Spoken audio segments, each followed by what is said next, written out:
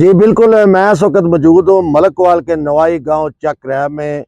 हालिया जो मानसून की बारिशें हैं उसकी वजह से यहाँ पर आप देख रहे हैं कि मेरे पीछे ये एक सैकड़ों एकड़ जो ज़मीन है, जिसमें चारे की फसल और धान की फसल है, वो मुकम्मल तबाह हो गई है।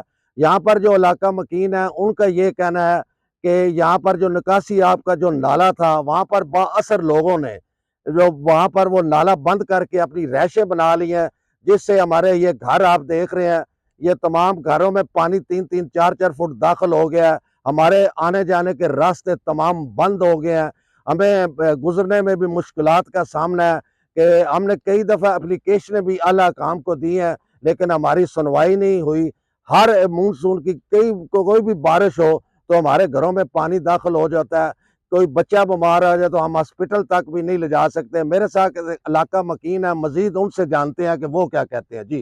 जनाब असी इतो महकमा नहर की जगह चो पानी निकलता है जिसे असर वाले बंदे बासर जड़े वो नहर की जगह भी बंद कर लीए।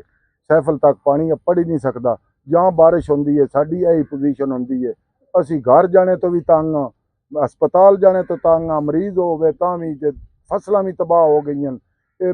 असी तो मेहरबानी करो कोई भी आला अफसरान ने जड़े साड़ी कोई सुनवाई नहीं हो रही। असी दरखास्तां बतेरियां दित्तियां, नाला भी मंजूर एक बारी हो के साडा बंद होया, कोई नहीं बनाता पिया।